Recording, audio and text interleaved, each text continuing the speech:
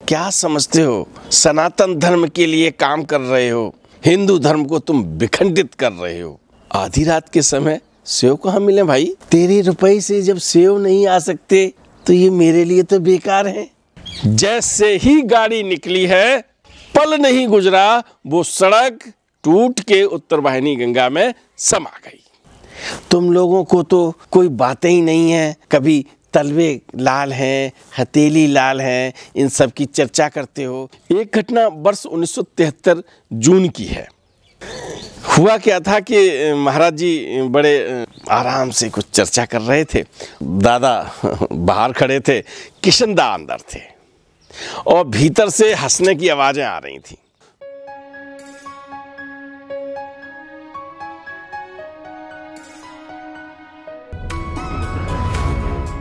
एक गाथा का वर्णन करते हुए महाराज जी यात्रा पर हैं और एक भक्त के यहाँ अल्प प्रवास पर रुके हुए हैं। अब उस समय महाराज जी कहाँ जा रहे हैं, कितने दिन रुकेंगे, किसी को कुछ पता नहीं होता था। लेकिन अगर किसी को पता चल गया कि महाराज जी वहाँ रुके हैं तो लोग आना शुरू हो जाते थे। और ये तो एक सामान्य बात थी कि महाराज जी जहाँ रुके हैं वहाँ भक्तों का आना शुरू हो जाता था और फिर आने के साथ दाना शुरू हो जाता था, यानी भोजन प्रसाद होने लगता था। तो ये सब चीज़ थी। उसी समय उसी भक्त के यहाँ हमारे विद्वानों में, संत विद्वानों में एक संत हुए हैं, आपने भी नाम सुना होगा, करपात्री जी। और करपात्री जी बड़े प्रसिद्ध महात्मा, सन्यासी, विद्वान, प्रखर वक्ता थे।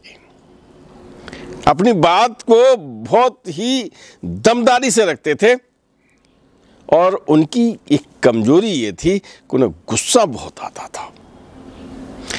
मैंने ये उनके व्यक्तित्व के बारे में इसलिए बताया कि महाराज जी जहाँ रुके हुए हैं, करपात्री जी उनके पास आए हैं उनके दर्शनों के लिए। दो संत मिल रहे हैं, दो महान आत्मा हैं, महात्मा हैं और किशन दादा उसके साक्षी हैं। करपात्री जी ने प्रणाम किया, बोले आप धर्म के स्तंभ हैं, मंदिरों की आप ही रक्षा कर सकते हैं, आप इनकी पवित्रता को बचाओ। हुआ क्या था कि उस समय जब वो मिले हैं तो ये मंदिरों के अंदर जो शूद्र हैं, जो जिन्हें लोग नीची जात कहते हैं, उनके प्रवेश को लेकर करपात्री जी विरोध में थे। वो नहीं चाहते थे कि ये लोग मंदिरों में घुसें। वो चाहते थे कि जो सवर्ण हैं वही मंदिरों में पूजा करें भगवान से। तो अब एक आंदोलन उन्होंने चला रखा था और उसमें महाराज जी का आशीर्वाद लेने के लिए उनके पास आए थे। और जब करपात्री जी ने ये सब कहा कि आप इनकी पवित्रता बचा सकते हो और ये सब चीज़ें, काफ़ी देर तक उन्होंने अपनी बातें रखी। महाराज जी एक टक बड़े आराम से सुनते रहे, उन्हें अपनी बात करने का पूरा अवसर दिया। इसके बाद महाराज जी ने कहा, क्या समझते हो, क्या समझते हो? सनातन धर्म के लिए काम कर रहे हो, हिंदू धर्म के लिए काम कर रहे हो, हिंदू धर्म को तुम विखंडित कर रहे हो। तुम्हें नहीं पता कि भगवान के यहाँ सब एक जैसे हैं, क्यों नहीं पूजा कर सकते? हरिजनों को लेकर वो कहते क्यों नहीं पूजा कर सकते हैं? तुम राजनीति करते हो, बताइए तुम कितनी पूजा करते हो, बताइए कितना हवन पूजन में समय लगाते हो। तुम ये चाहते हो कि जो इंसान है वो भगवान से न मिले। और एक बड़ी लंबी झाड़ लगा दी उन्होंने, बताया कि हिंदू धर्म को आप नुकसान पहुंचा रहे हो। और सच भी है भाई, हम धर्म में बंधे हुए हैं तो फिर जात में ये कह दें कि तुम शूद्र हो, तुम भगवान से नहीं मिल सकते, तुम पूजा नहीं कर सकते, ये बहुत बड़ी बात है। किशनदा ने इसका वर्णन किया है और ये कहा कि महाराज जी ने करपात्री जी को जितना कह सकते थे उतना कहा और उन्हें एक ऐसी उम्मीद नहीं थी। महाराज जी ने आगे कहा, तुम जानते हो ऐसे सैकड़ों मंदिर हैं जिनका ताला नहीं खुलता, जिसमें आरती नहीं होती, पूजन नहीं होता, लेपन नहीं होता, भगवान को वस्त्र नहीं पहुंचाए जाते हैं। और मैं एक मंदिर की बात तुम्हें बताता हूं।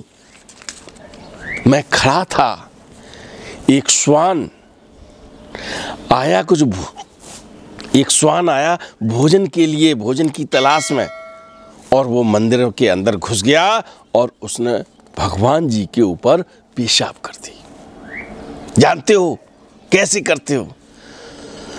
ये सब चीज स्तब्ध कर देने वाली थी। जिस एकाग्रता से उन्होंने करपात्री जी की बात सुनी थी, जिस कर्म जोशी से दोनों का मिलन हुआ था, एकदम परिस्थिति बदल गई थी। महाराज जी एकदम लाल ताल थे। और जब ये सब चीजें बातें कह ली, फिर महाराज जी चुप हो गए। महाराज जी का बोलना बंद हुआ। कीप साइलेंट, यानी एकदम शांति, एकदम सन्नाटे जैसी वहां स्थिति कमरे में बन गई। फिर कुछ क्षण के बाद महाराज जी बोले, अरे लाओ प्रसाद लाओ। तुम नहीं जानते हो, ये बहुत बड़े संत हैं, बहुत किताबें लिखी हैं, विद्वान हैं, और कभी कभी आदमी से गलती हो जाती है ना। इस तरह से करपात्री जी को फिर उन्होंने ऐसा आशीर्वाद दिया, एक सबक भी दिया। करपात्री जी को भोजन प्रसाद सब कराया। करपात्री जब चले तो महाराज जी को प्रणाम करके फिर उनसे विदा ली। इस गाथा में किशनदा ने उनकी यादों को, उनकी बातों को, उनके संदेश को आज भी समीचीन कर दिया है।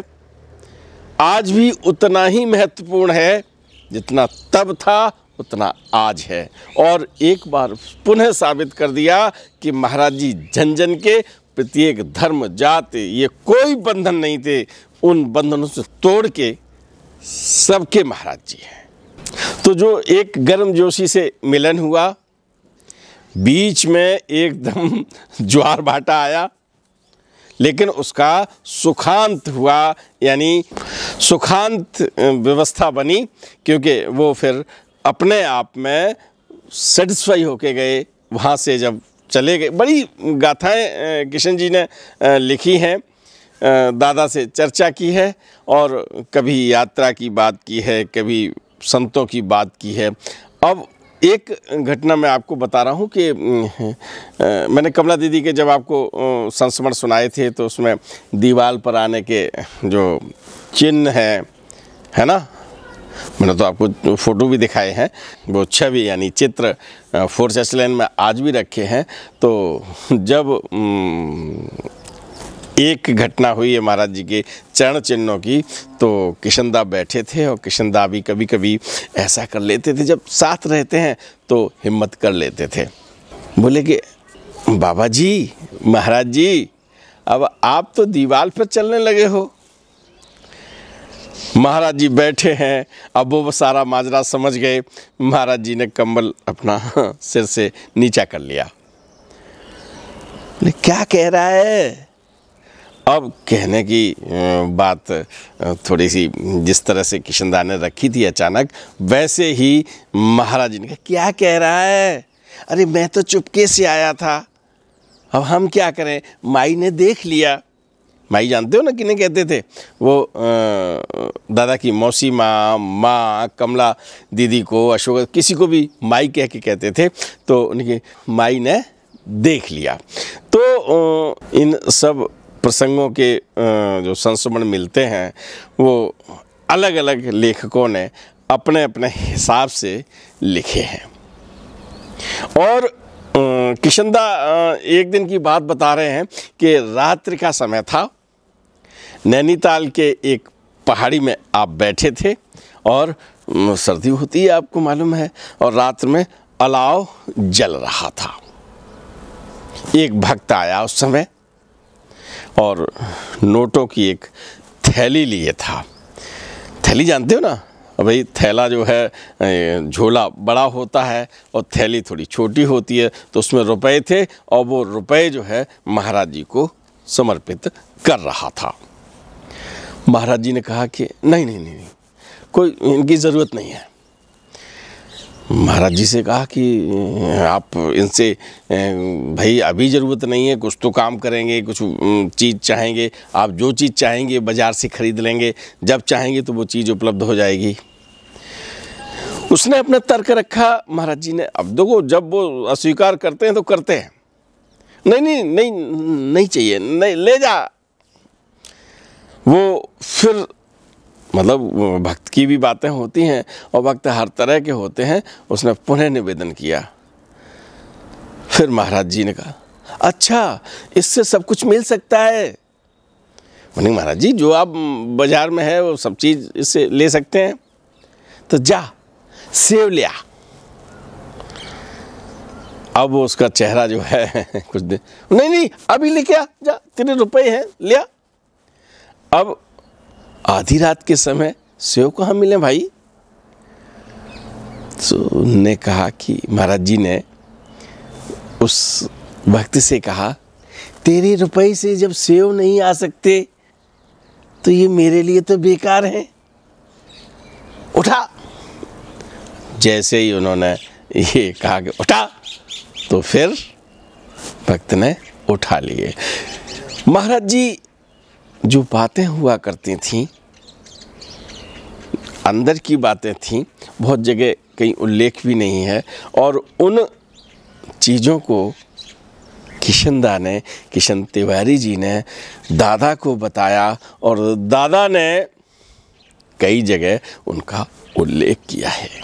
और अभी भी ये किशन दा आज संसार में नहीं है, लेकिन उनके जो जैसे रब्बुदा है ना, उन्होंने उन्हें देखा है, उग्र साहब हैं, कई जो भक्त हैं उन्होंने अपने हरि दादा हैं, संजीव दादा हैं, इन सब से ऐसी बातें रही हैं जिनकी प्रामाणिकता इन यादों के साथ पूरी तरह से है।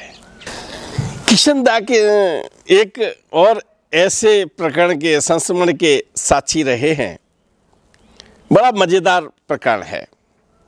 महाराज जी कैंची धाम में बैठे हैं और किशन दा हैं, सुधीर दादा हैं, जवाहर बर्मन महाराज जी के अनन्य भक्त रहे हैं। वो अपनी गाड़ी से आते हैं, दिल्ली से दर्शन करने आए हैं। कार बाहर खड़ी है और वहाँ बैठे हुए महाराज जी तख्त पे विराजमान हैं और भाई सब बातें हैं, प्रसाद चल रहा है, भक्तों की बातें सुन रहे हैं। और अचानक महाराज जी अपने तख्त से उठते हैं, दादा का हाथ पकड़ते हैं, बोले चलो बाहर चलो। और अब कोई वो अचानक वाली घटनाएं कोई नहीं रोक सकता। महाराज जी उन दादा का हाथ पकड़ के आगे चल बढ़ते हैं और बर्मन तू भी आ। अब बर्मन साहब भी उनके साथ बाहर निकल आए और लोग आना चाहते हैं, नहीं नहीं नहीं, और करके जैसे ही कैंची धाम के वो छिपरा उत्तरी वाहिनी गंगा है ना, कैंची धाम से बिल्कुल लगी हुई निकलती है, और आप पुल पार करके गाड़ी में बैठ जाते हैं और हबीब भैया महाराज जी के चालक रहे हैं। आप अभी जर्मनी में रह रहे हैं, कभी कभी बातचीत होती है, तो हबीब भाई वहाँ हैं और महाराज जी का आदेश होता है चल गाड़ी मुड़ा। हबीब भाई बहुत भाग्यशाली है, गाड़ी उन्होंने मुड़ाई, बर्मन साहब उसमें हैं, दादा बैठ गए हैं, किशन दा की गाथा है, आप उनके मन स्थिति में साथ साथ रहिएगा। गाड़ी चलने लगती है, बरसात का समय है, शिप्रा नदी अपने उफान पर है और या यूं कहें कि बहुत बाढ़ में है, कीचड़ है, जल के ऊपर उठते हुए लहरें सी हैं, और एक बाढ़ का पानी जब पड़ता है बाढ़ का तो चारों तरफ तबाही मचा देता है। लगभग वैसी स्थिति है। लेकिन महाराज जी जब आगे चलते हैं, महाराज जी बताते हैं कि ऐसी बाढ़ 1921 में आई थी, अब फिर से ऐसी स्थिति हुई है। और जैसे ही उन्होंने ये सब कहा, सबका ध्यान उत्तरी वाहिनी गंगा की तरफ हो गया। जब कैंची धाम से जो ये इनकी यात्रा शुरू है उसमें, तो वो आगे जाके उनका रूप विशाल होता जाता है, क्योंकि कई जलधाराएं उसमें मिल जाती हैं। और उस समय तो बाढ़ की स्थिति थी। तो अब आगे चल रहे हैं और आगे जाम लगा हुआ है, बड़े वाहन हैं, और एक तरफ से महाराज जी की गाड़ी निकलती जा रही है। लोग देखा कि महाराज जी जा रहे हैं, गाड़ी रुकवा ली, गाड़ी रुक गई। लोग भाई प्रणाम करने लगे, कहने लगे महाराज जी आगे मत जाओ, रास्ता बहुत ख़राब है, हम लोग सब यहाँ रुके हुए हैं। महाराज जी कहते हैं ठीक है, कोई बात नहीं, जहाँ से रास्ता जहाँ तक है तब तक जाएंगे, फिर लौट आएंगे। और ऐसे करके वो गाड़ी आगे सड़क पर, जो बाढ़ से बालू आई है, बालू सड़क पर जमी हुई है और उसमें निकलती जा रही है। हबीब दादा आराम से गाड़ी चलाते जा रहे हैं, और जब महाराज जी बैठे हैं तो किसी को कोई चिंता नहीं है। लेकिन जो आगे की स्थिति है वो अच्छी नहीं है। अब जब तक आदेश नहीं होगा तब तक गाड़ी रुकेगी नहीं। जब तक आदेश चलने का है तो चलते गए, और गाड़ी वहाँ तक चलती गई कि एक जगह जाके बालू में फंस गई। अब गाड़ी नहीं चल पा रही है। गाड़ी फंस गई तो महाराज जी उतरे, बर्मन साहब उतरे, हबीब उतर आए हैं। महाराज जी ने दादा का हाथ पकड़ा, बोले चल। अब इधर गाड़ी फंस गई, बर्मन साहब की गाड़ी है, कार लेना उस समय बड़ी बात थी, तो गिने चुने लोगों के पास हुआ करती थी। तो वो बर्मन साहब की सांस ऊपर से नीचे हो रही है। हबीब कह रहे अब हम क्या करें, और महाराज जी ने हाथ पकड़ा और दादा से कह रहे चल, और वो पहाड़ी के ऊपर उस तरफ जाने लगे। बर्मन साहब ने बोला महाराज जी जरा, बोले अरे चिंता मत कर, अभी कोई आएगा निकलवाएगा। दूर दूर तक कहीं कोई दिखाई नहीं पड़ रहा।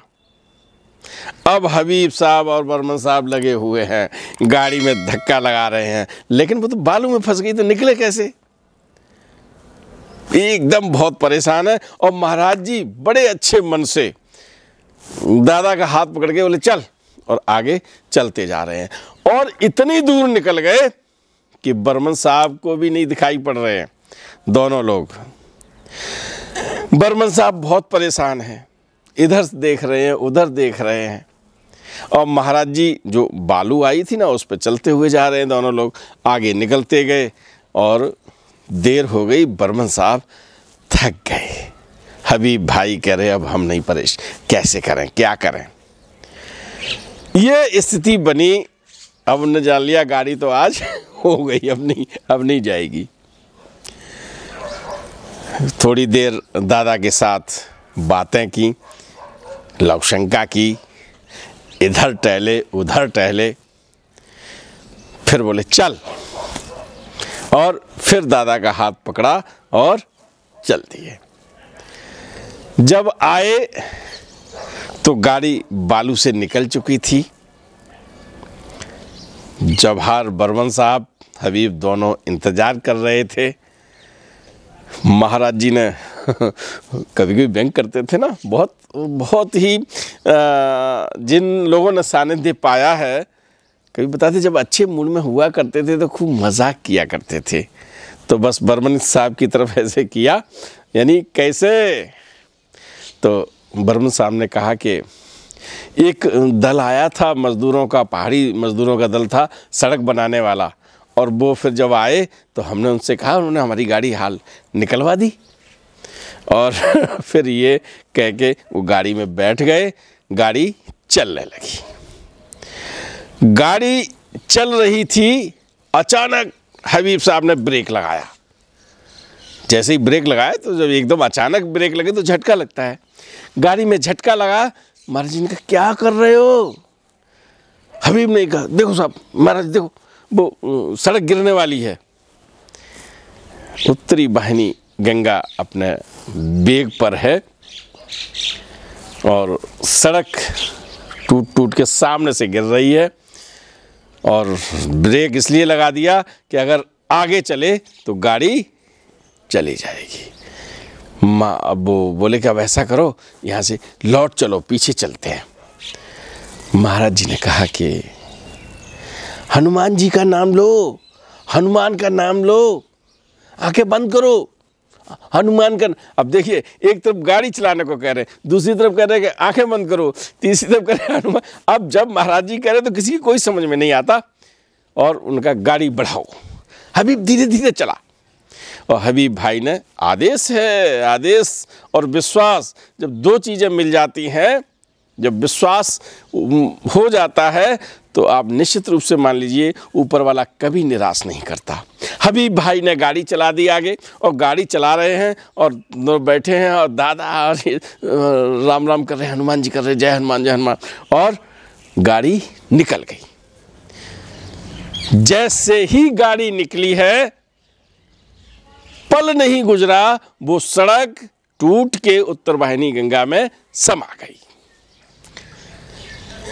एक बड़ी चीज महाराज जी के जो चमत्कार हुए हैं, उनमें ये चमत्कार दादा ने अपनी पुस्तक में लिखा है और कहा है कि कभी भी नहीं ऐसा लगता, कभी भी, कि महाराज जी ने इशारा दिया हो और दिल में जरा भी संशय हुआ हो, है ना।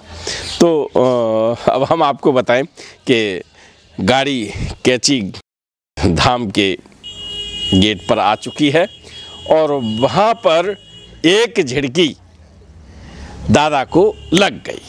हुआ क्या कि विक्रम सोनी वहाँ अपनी गाड़ी लेके खड़े हुए हैं। महाराज जी ने कह दिया था कि हम आएंगे। आरसी सोनी, कमला सोनी के पुत्र हैं विक्रम सोनी जी, आप देख रहे हैं, उनके दर्शन करने का मुझे सौभाग्य मिला है। तो यही वहाँ गाड़ी अपने लिए खड़े हैं और सोच रहे हैं कि महाराज जी आएँ और महाराज जी को ले चलें। अचानक जब गाड़ी आ जाती है और महाराज जी ने, दादा तुम मुझे याद नहीं दिलवाते हो, तुमसे कहा था सोनी के घर चलना है और तू अब बिल्कुल बेकार हो।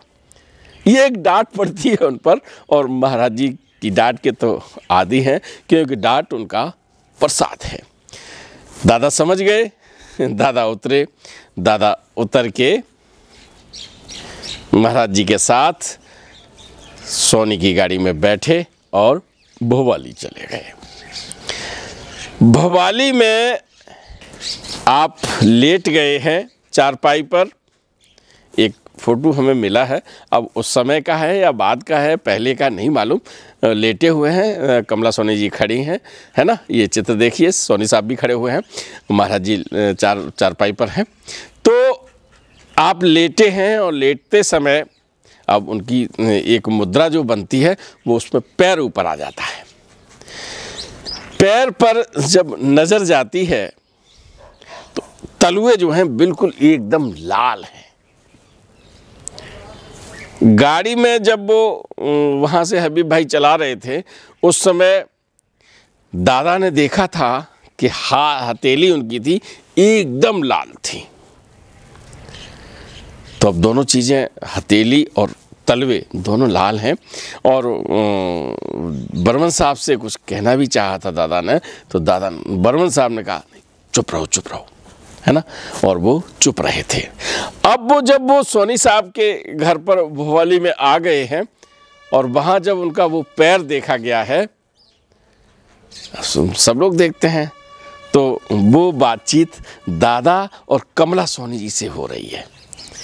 और कमला सोनी जी कुछ फुसफुसा की बात करती हैं। महाराज जी ने कहा हम लेट हो गए हैं, अब तुम जल्दी से खाना खाओ। और दादा से कहा तुम जल्दी खाओ खाना। गप्पे मत मारने लगता, तुम तो गप्पे मारने लगते हो, जल्दी खाओ, चलना है। और ऐसे करके सोने का एकदम बेसी बात की। अब भोजन प्रसाद होने के बाद दादा बैठे हुए हैं। दादा से कहा कि हटना नहीं, यहीं बैठो। और कमला सोनी जी आती हैं और वो उनसे बात करना चाहती हैं। वो कहती हैं कि वो पड़ोस वाले कमरे में हमारी बहनें और सब लोग बैठे हैं, आपसे बात करना चाहते हैं। उन्हें देखा महाराज जी सो रहे हैं और जैसे ही दादा उचके हैं अपनी कुर्सी से, महाराज जी ने हाथ पकड़, तू यहीं बैठ, और दादा वहीं बैठ जाते हैं। जब वहाँ से विदाई होती है उस समय थोड़ा सा वक्त मिलता है, उसमें कमला सोनी जी पूछती हैं कि जी तलवे कैसे लाल? उन्होंने कहा ना अभी नहीं, फिर बताएंगे। महाराज जी के जो तलवे और हथेली जो लाल होती हैं वो बहुत कम भक्तों को उनके दर्शन हुए हैं। किशनदा और सुधीर दास से एक साथ क्लास लगती है। किशनदा भी चर्चा करते हैं, सुधीर दादा भी चर्चा करते हैं। तो अब दोनों लोग बैठे हुए हैं और दादा ने किशनदा की तरफ देखा। दोनों की जो आंखें चार होती हैं, मुस्कुराते हैं और बस महाराज जी चालू हो जाते हैं। तुम लोगों को तो कोई बातें ही नहीं है, कभी तलवे लाल हैं, हथेली लाल हैं, इन सब की चर्चा करते हो। कोई मानता है? ये कहीं मानने वाली बातें हैं? तुमको कोई काम ही नहीं है, तुम कोई बात नहीं करने लायक हो, तुम सारी बातें लोगों से करते हो, तुम्हारा हाजमा खराब हो जाता है, तुम जब तक बात नहीं कर पाते हो तब तक तुम्हें आराम नहीं मिलता। अरे भाई, बहुत सारी चीज़ें मिल गई उन दोनों लोगों को, बढ़िया डांट पड़ रही है। और पाँव के तलवे जो एकदम सुर्ख हुए हैं वो हल्के हल्के उस समय तक वैसे हो गए हैं। अब ये बात दूसरे दिन किशनदा ने महाराज जी से कहा। दूसरे दिन, उस दिन तो डांट खा ली और उसके बाद महाराज जी ने कहा कोई मेरी सुनता नहीं है, सब ऐसी बातचीत करते रहते हो। महाराज जी से जब किशनदा कहते हैं, किशनचंद तिवारी कहते हैं, आपके पैर लाल हैं, आपके तलवे लाल हैं। अब वो कहते तुम्हें कोई काम नहीं है, सब ऐसे ही हैं। कैसे? तुम्हें मालूम है कल हम रेत पर चले थे वहाँ बालू में, तो बालू में जो थे चले तो उसमें लाल हो गए। अब उनने दादा से कहा, दादा महाराज जी सच कह रहे हैं? दादा कह रहे सच कह रहे हैं, कल रेत पर चले थे और उसी पर महाराज जी के, बाबा जी के पैर लाल हो गए, तलवे लाल हो गए। अब किशनदा थोड़े से निराश हो जाते हैं, बोले दादा ने महाराज जी की बात कह दी। अब थोड़ी सी क्षणें ऐसी आती हैं जहाँ चुप होके और बड़े मुस्कुरा के दादा कहते हैं, लेकिन रेत पर तो मैं भी चला था, मेरे पैर लाल नहीं हुए हैं। महाराज जी बैठे हैं और ये दोनों बातें कर रहे हैं क्योंकि महाराज जी को सुनाने के लिए। अब महाराज जी अपनी बात, तुम बहुत बदमाश हो, किशन तिवारी से कहते हैं। उनके लिए विशेष बातों में हमेशा अगर कोई संबोधन ऐसा आता था जहाँ उन्हें, तुम बहुत बदमाश हो, तुम यही सब बातें करते हो, तुम्हें कोई काम नहीं है, किसी के तलवे देखने हैं, किसी की हथेली देखने हैं, मेरे पास तो और भी काम है और तुम इन्हीं पर सब काम करते रहते हो। जाओ तुम, हम यहाँ से सोना चाहते हैं, चलो हटो यहाँ से, कमरे से निकल जाओ तुम दोनों। बहुत, और दोनों लोग मुस्कुराते रहते हैं और मुस्कुराते जब ये है कि महाराज जी जब कहते हैं मुझे सोना है, चलो तुम दोनों लोग बाहर निकलो, तो वो दोनों लोग बाहर आते हैं। तो दादा तो तौलिया लिए खड़े रहते हैं, किशनदा बैठे हुए हैं। आप एक चित्र में ये भी देख रहे हैं, दादा महाराज जी ऐसे ऐसे करते हैं किशन तिवारी के चेहरे पर, है ना, समाधि लग जाती है, ये सब चीज़ें हैं। और कभी हथेली लाल होने की बात होती है, कभी तलवे लाल होने की बात होती है। और देखिए किशनदा बड़े आराम से, प्रिंसिपल हैं, शिक्षक हैं, बहुत, दादा तो प्रोफेसर हैं, दोनों लोग एक ही लाइन के आदमी हैं, तो बड़े तरीके से बातचीत करते रहते हैं। कमरे की अंदर की बात किशनदा को पहले पता होती है कि किशनदा महाराज जी के साथ ही बैठते हैं कमरे में। एक दिन महाराज जी की अनन्य भक्त द्रौपदी की बात चल बैठी। द्रौपदी की चर्चा अभी हाल में अनंत यात्रा पे निकली हैं द्रौपदी जी।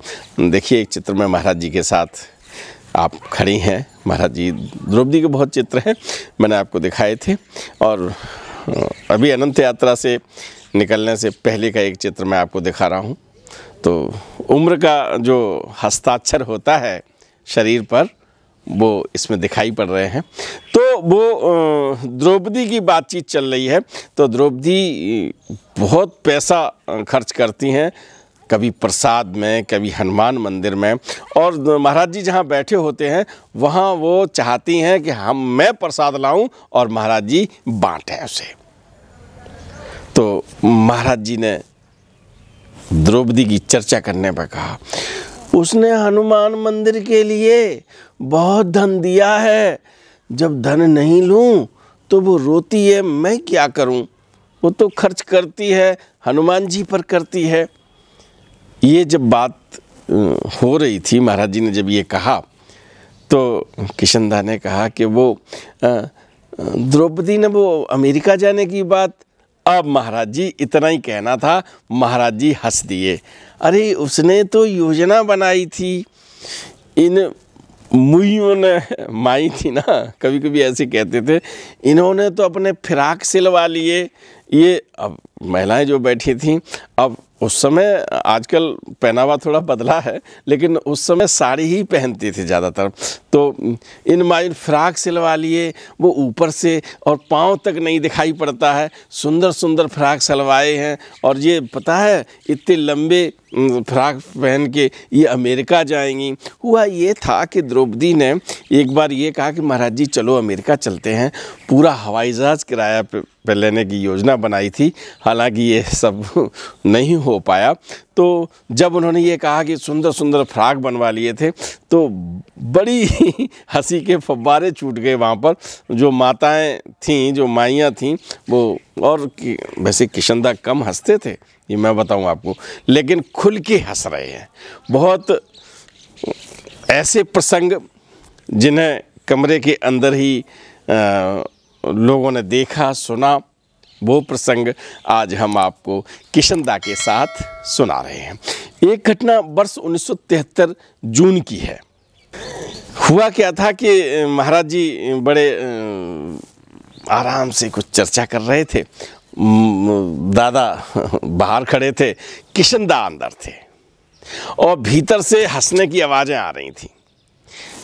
हुआ, किशनदा ने जो बताया है वो हुआ ये कि महाराज जी हर एक भक्त के ऊपर कुछ न कुछ कर रहे थे, और जब हंसी की कोई बात आती थी, मजाक की कोई बात आती थी, तो वो दादा को टारगेट करते थे अधिकांशतः। कहते वो तो बड़ा मूर्ख है, वो क्या जानता है, जानता ही नहीं है कुछ, कैसे पढ़ाता होगा बच्चों को। और जब ये बातचीत कर रहे थे, उसी समय महाराज जी कमरे से निकले, बोले यदि मैं दीदी होता तो इन्हें घर से बाहर कर देता, इस मूर्ख को कौन कैसे समझ सकता है, कैसे झेलती है दीदी। और ये जब कह रहे थे तो फिर ठटाका मार के हंसने भी लगे, और दादा भी, और सब लोग हंसते रहे। तो ये हल्के फुल्के क्षण भी महाराज जी के साथ किशनदा ने बड़े अच्छी तरह से जिए हैं। इन हल्के फुल्के क्षणों के साथ किशनदा, सुधीरदा, यानी पहाड़ में जब किसी के नाम के साथ दा कहते हैं तो होता है कि दादा कह दिया, है ना। और ये ऐसे भक्त रहे हैं जिन्होंने महाराज जी के साक्षात हनुमान जी के रूप में दर्शन किए हैं।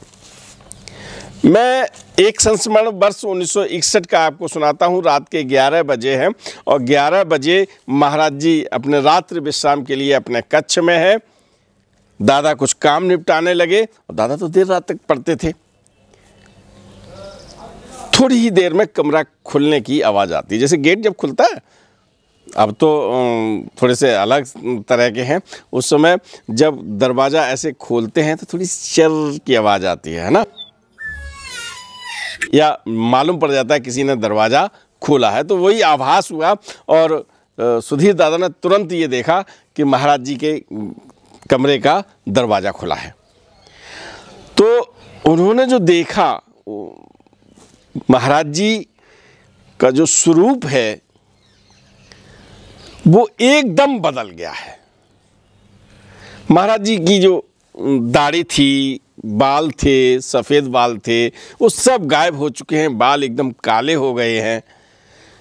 जो उनका कद है वो बहुत ऊंचा हो गया है, तौंद गायब हो गई है, जो धोती है वो लंगोटी की तरह बंधी हुई है, और जो धोती का अगला सिरा है वो लंबी पूंछ की तरह हो गया है। और जब उन्हें गौर से देखा तो मुखार बिंदु बिल्कुल हनुमान जी की तरह हो गया है। दादा ने जैसे ही ये किया, किशनदा वहाँ दरवाज़ा कमरे का बंद करना था, महाराज जी निकले थे, तो महाराज जी का जो कद था वो दरवाजे के ऊपर हो गया था। दादा ने एकदम कमला को, एकदम यानी दीदी को, उन्हें वो भी इस स्वरूप के दर्शन कर लें, एकदम अरे कमला, एकदम इधर से लाते हैं। और दोनों लोग ये देखते हैं कि महाराज जी के शरीर पर कंबल नहीं है, धोती लंगोटी की तरह है, बिल्कुल बिल्कुल हनुमान जी के रूप में आ गए हैं। उनके जो हाथ हैं वो घुटनों से भी नीचे हो गए हैं। एक अलग स्वरूप में, साक्षात हनुमान जी के स्वरूप में वर्ष 1961 में महाराज जी ने अपने इन भक्तों को दर्शन दिए हैं। जब दोनों लोग खड़े हैं, महाराज जी क्या क्या, और जब इतना ये कहते हैं तो दोनों लोग, आप कुछ कह नहीं रहे, दोनों ऐसे हटते हैं। किशनदा उस कमरे का दरवाज़ा बंद करते हैं, किशनदा का हाथ पकड़ते हैं महाराज जी और बाहर निकल जाते हैं फोर्ट चर्च लेन में। और 2 मिनट भी नहीं बीतते, महाराज जी किशनदा का हाथ पकड़ के फिर आ जाते हैं और अपने कमरे में चले जाते हैं। ये सब संस्मरण हम आपको सुना रहे हैं, और इन संस्मरणों में ऐसे बहुत से संस्मरण हैं। मैं तो आज एक तरह से आपको जितने संस्मरण किशन तिवारी जी के साथ हैं, अगर सारे सुनाऊंगा तो कई कई दिन लग जाएंगे। मैं आपको प्रमुख संस्मरण सुना रहा हूँ। मुझे याद आ रहा है 9 सितंबर 1973 रविवार था, क्योंकि महाराज जी ने कैंची धाम में मानव देह लीला में वो उस दिन अंतिम स्नान किया था। महाराज जी स्नान करने बैठे हैं,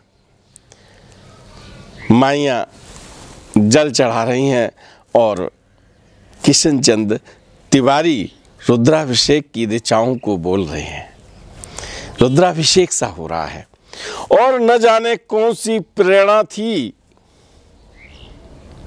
कि उन माताओं ने उनका चरणोदक रख लिया था। ये एक बहुत विशेष बात है। स्नान तो महाराज जी रोज करते थे, चरणोदक लिया, पी लिया और बात खत्म हो गई। लेकिन उस स्नान का जो चरणोदक था वो भर लिया गया था, पात्रों में रख लिया गया था, और वो स्नान अंतिम था मानव देह लीला में। 9 सितंबर 1973 की ये बात कई पुस्तकों में है, अपनी अपनी तरह से लिखी गई है। सारी बातें आपको बताते हुए दादा की जो संस्मरण है उनमें सुधीर दादा ने बहुत लंबे लंबे चैप्टर लिखे हैं। आप जब उनको पढ़ते हैं तो उनके साथ जीने लगते हैं। मैंने प्रमुख बातें आपको बताई हैं। प्रोफेसर डॉक्टर सुधीर मुखर्जी लिखते हैं, दादा लिखते हैं कि किशन तिवारी उन लोगों में से थे जो शुरुआती दौर में आ गए थे।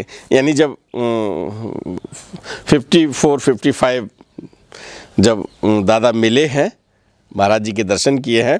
उन्होंने दर्शन तो बहुत पहले कर लिए थे कलकत्ता में, जब वो प्रसंग अलग है। तो जब फोर्ट चर्च लेन में गोष्ठियाँ होना शुरू हुई थी, उनमें जो पहला दौर था उनमें से किशन तिवारी जी ऐसे भक्त रहे जो आते रहे और मानव देह लीला के साथ वहाँ रहे।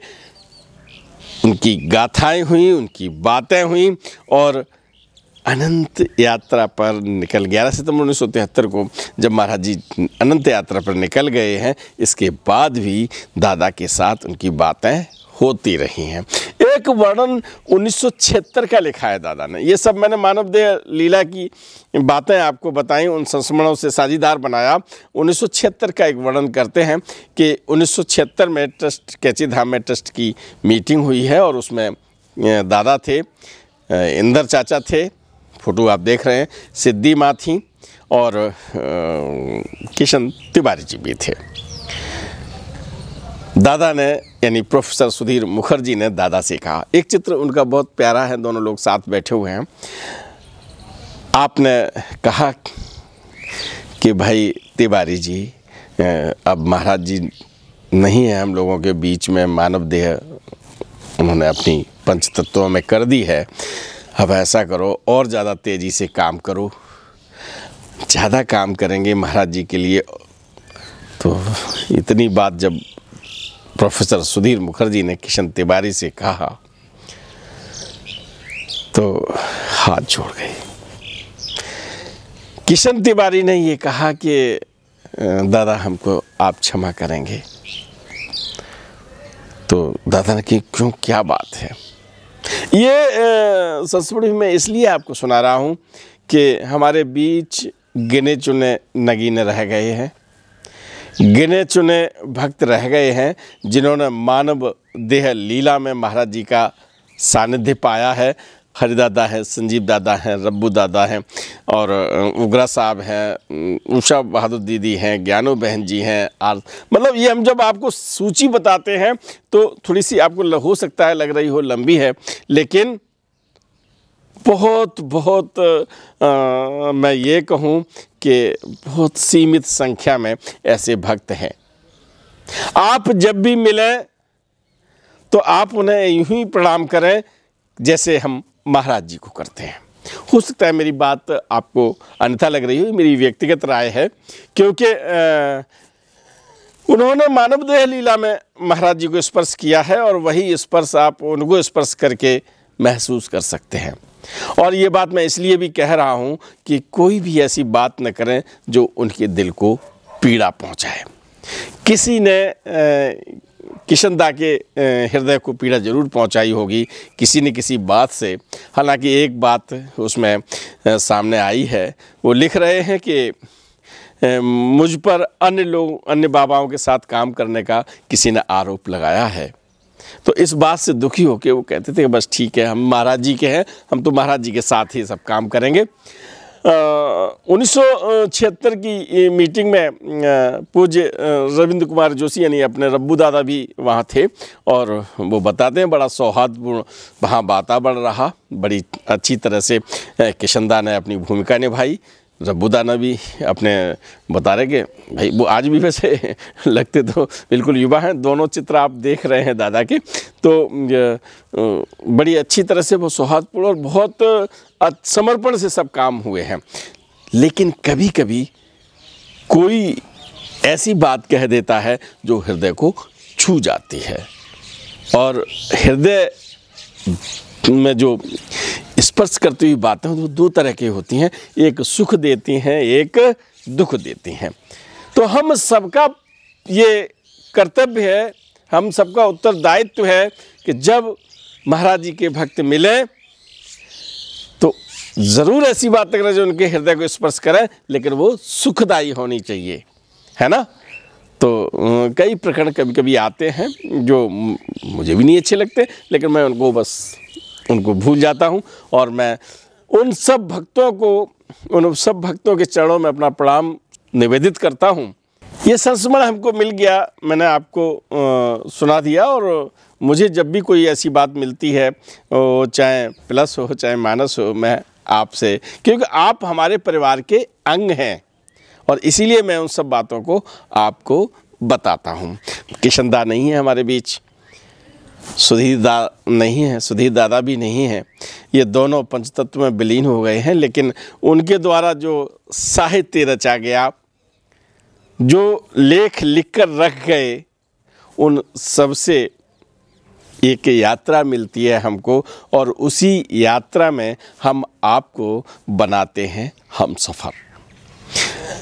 किशन चंद तिवारी का एक तार मैं आपको और बताऊं कि कृष्णदास है ना, ये किशन चंद तिवारी हैं, वो कृष्णदास हैं जो केडी के नाम से आजकल हम लोगों के बीच में जाने जाते हैं, जो गा कर, है ना, ऋषिकेश आश्रम में मुझे भी उनके दर्शन करने का सौभाग्य मिला था, जो महाराज जी का गुणगान कर रहे हैं। वो और तिवारी जी का संबंध बहुत नज़दीक का, कभी कभी होता ना भक्तों में भी किससे क्या रिलेशन बन जाए, और उन्होंने कृष्णदास जी ने किशन चंद तिवारी को वही दर्जा दिया था जो एक शिक्षक को दिया जाता है, गुरु को दिया जाता है, और उनसे बहुत कुछ सीखा था।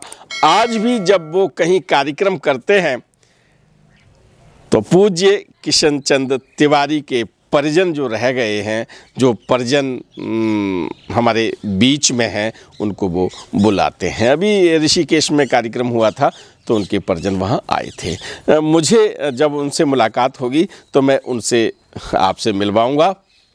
तो आज की ये बेला पूज्य किशन चंद तिवारी जी के साथ गुजारी है।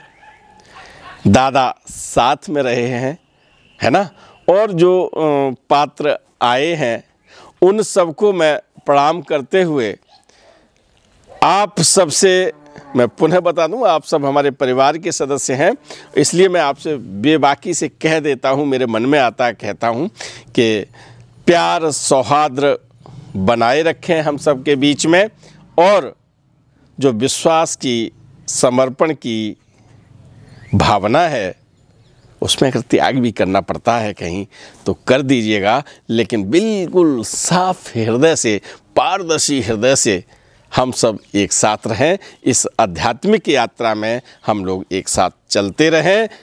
हम फिर से आपको महाराज जी के एक विशेष भक्त के साथ एक और अनूठी यात्रा करवाएंगे। अब तैयारी तो करनी पड़ेगी ना उसके लिए, तो हमें आज दीजिए आज्ञा। राम राम।